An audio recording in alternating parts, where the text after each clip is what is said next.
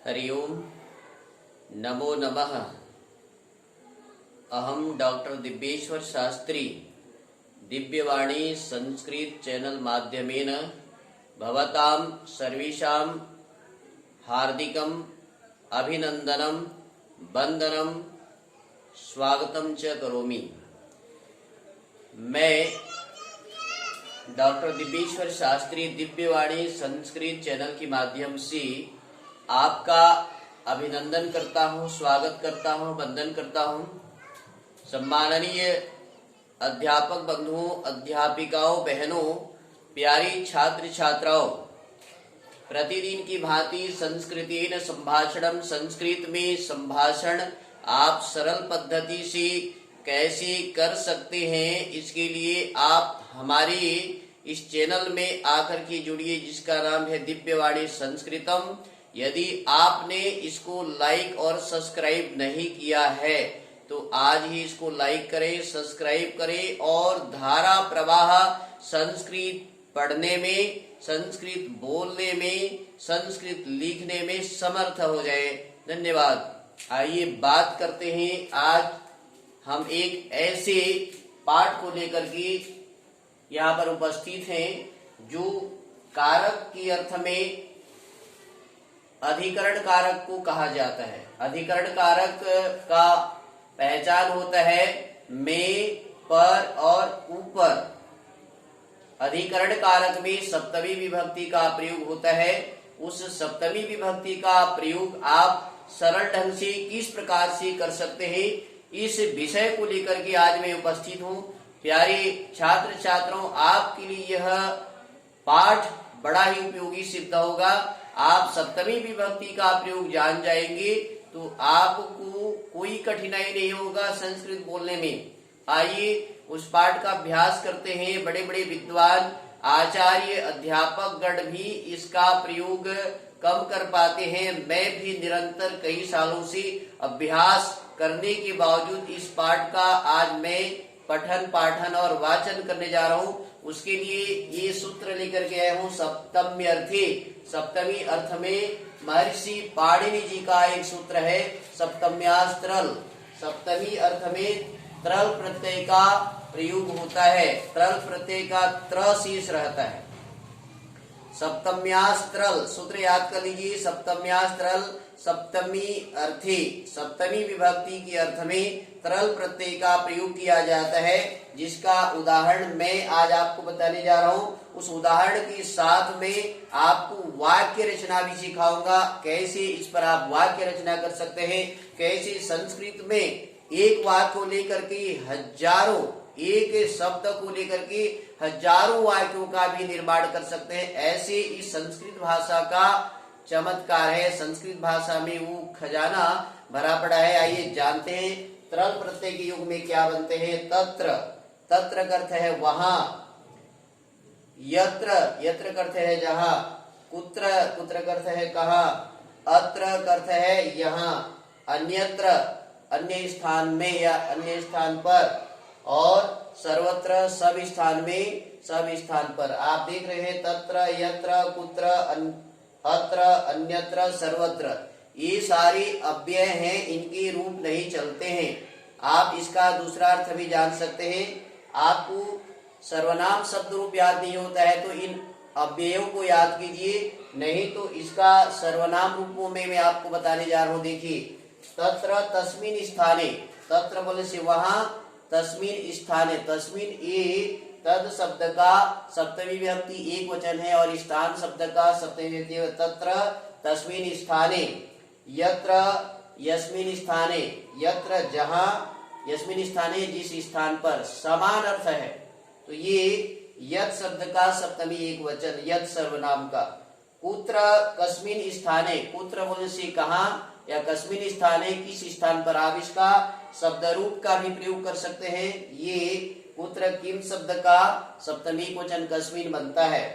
अत्र अस्मिन स्थाने, अत्र अस्मिन स्थाने यहाँ पर, यहाँ पर देखिए अस्मिन स्थाने बोलने से या तो आप अव्यय को याद करें या अस्मिन स्थाने को याद करें। उसी भांति अन्यत्र, अन्यत्र अन्यस्मिन स्थाने, अन्यत्र अन्यस्मिन् स्थाने, अन्य जगह पर, अन्य स्थान पर, सर्वत्र, सर्वत्र जानते हैं, सर्वत्र सर्वस्मिन् स्थाने, सर्वत्र सर्वस्मिन् स्थाने, सभी स्थान पर। बहुत सुंदर इसका प्रयोग है।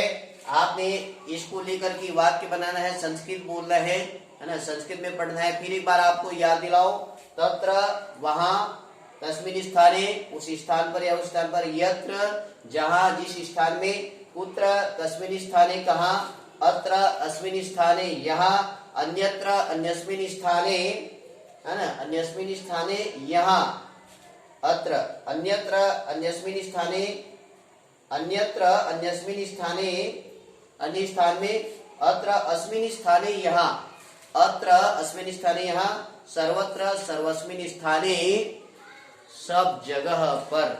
अब इसका वाक्य रचना आप कैसे करेंगे, ये चमत्कार मैं आपको बता रहा हूं, इसके आधार पर आप इसका प्रयोग करेंगे, सीखेंगे, जानेंगे। तो सबसे पहले इधर देखिए, मैंने लिख रखा है बालकः, बालकः तत्र तस्मिन् स्थाने वा पठति। बालक तत्र बोले से उस स्थान में, पठति पढ़ता है। बालकः तत्र लिखति, बालकः तत्र खादति, बालकः तत्र हसति, बालकः तत्र क्रीडति, बालकः तत्र भ्रमति। इस प्रकार से आप वाक्य रचना भी कर सकते हैं। चलिए दूसरे अव्यय का हम आपको प्रयोग बताने जा रहे हैं। देखिए ये रामः, रामः यत्र यस्मिन् स्थाने खादति। आप इस प्रकार से इसको प्रयोग करेंगे, इसको ध्यान दीजिए, इसका बहुत सरल प्रयोग। रामः, रामः यत्र यस्मिन् स्थाने खादति, रामः यत्र यस्मिन् स्थाने पठति। इस प्रकार से आप प्रयोग करेंगे। रामः यत्र लिखति, रामः यत्र हसति, रामः यत्र भ्रमति। इस प्रकार से आप यत्र अव्यय का, यत्र यस्मिन् स्थाने, इस रूप का भी आप प्रयोग कर सकते हैं, वाक्य बना सकते हैं, संस्कृत में बोल सकते हैं। आगे चलिए, है ना, कुत्र, कृष्णः कुत्र कस्मिन् स्थाने गच्छति। कस्मिन् स्थाने का एक ही अर्थ है। कृष्णः कुत्र गच्छति, कृष्णः कुत्र पठति, कृष्णः कुत्र लिखति, कृष्णः कुत्र भ्रमति, कृष्णः कुत्र गायति, कृष्णः कुत्र चलिष्यति। किसी भी लकार का आप प्रयोग कर सकते हैं, संस्कृत में बोल सकते हैं, संस्कृत में लिख भी सकते हैं, संस्कृत में वाक्य की रचना कर सकते हैं। ये आज मैं सप्तमी अर्थ को लेकर के आपके सामने आया हूँ। चलिए और थोड़ा सा आपको प्रयोग बताने जा रहा हूँ। आपने तत्र यत्र कुत्र का आगे है अत्र, अत्र बोले से यहाँ। रमा अत्र अस्मिन् स्थाने तिष्ठति, रमा यहाँ पर ठहरती है। इस प्रकार से अर्थ होगा। तो अन्य अर्थ कीजिए। हाँ, रमा अत्र पठति, रमा अत्र लिखति, रमा अत्र गायति, रमा अत्र पचति, रमा अत्र उत्तिष्ठति, रमा अत्र भ्रमति, रमा अत्र कार्यम करोति। इस प्रकार से आप वाक्य की रचना कर सकते हैं, संस्कृत में बोल सकते हैं। थोड़ा थोड़ा निर्देश में आपको कर रहा हूँ। इसके आधार पर आप सैकड़ों, हजारों, लाखों वाक्य का निर्माण कर सकते हैं। और मैं आशा करता हूँ आप प्रयत्न करेंगे तो कोई कठिन नहीं है। आइए और चलते हैं। विद्या अन्यत्र अन्यस्मिन् स्थाने पचति, विद्या अन्यस्मिन् स्थाने या अन्यत्र पचति, विद्या अन्य स्थान पर पका रही है या बनाती है। तो चलिए इसका प्रयोग करते हैं। विद्या अन्यत्र चलति, विद्या अन्यत्र पठति, विद्या अन्यत्र हसति, विद्या अन्यत्र खेलति, विद्या अन्यत्र लिखति, विद्या अन्यत्र गायति, विद्या अन्यत्र नृत्यति। इस प्रकार से आप अन्यत्र या अन्यस्मिन् स्थाने इस सप्तमी अर्थ का प्रयोग कर सकते हैं। धन्यवाद। आगे एक और बताऊं मैं आपको। ईश्वरः, भगवान जानते हैं ईश्वरः सर्वत्र सर्वस्मिन् स्थाने वसति। ईश्वरः सर्वत्र सर्वस्मिन् स्थाने वसति। भगवान सब जगह सब स्थान पर रहते हैं, ये सब जानते हैं, तो आप इसका प्रयोग कर सकते हैं। ईश्वरः सर्वत्र आसंसारे राजते। ईश्वरः सर्वत्र पश्यति। ईश्वरः सर्वत्र बिना नेत्रेण पश्यति।